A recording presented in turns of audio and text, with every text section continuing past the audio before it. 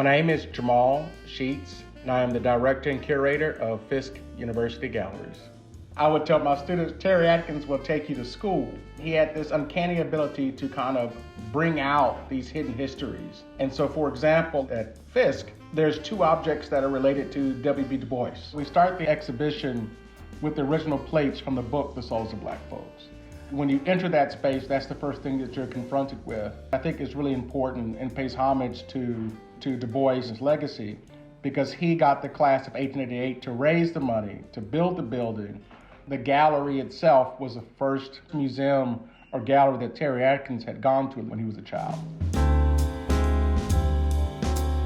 Terry Atkins' work can be viewed at both the Van Vechten Art Gallery at Fisk and the Frist Art Museum until early January of 2021.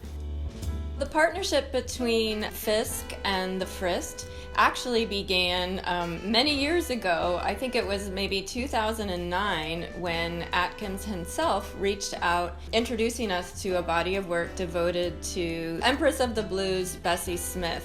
Terry Atkins is a multi- and interdisciplinary artist. He specialized in sculpture using found objects. He was also trained as a printmaker. He was a musician and a poet. And as a student, he also served as a member of the jazz orchestra and also was a DJ for what is now known as WFSK. Atkins was a lover of music of all genres and often would incorporate music into his works of art, whether it was modified musical instruments or musical scores, what he called recitals that were devoted to particular musicians.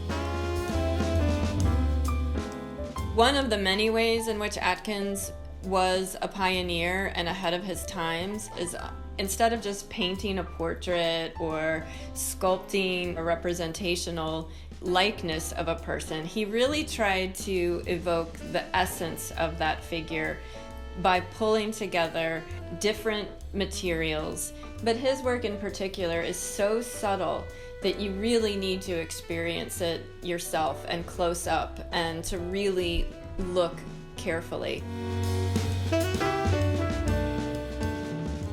This NPT Arts Break is made possible by the generous support of the Martha Rivers Ingram Advised Fund of the Community Foundation of Middle Tennessee and a grant from the Tennessee Arts Commission.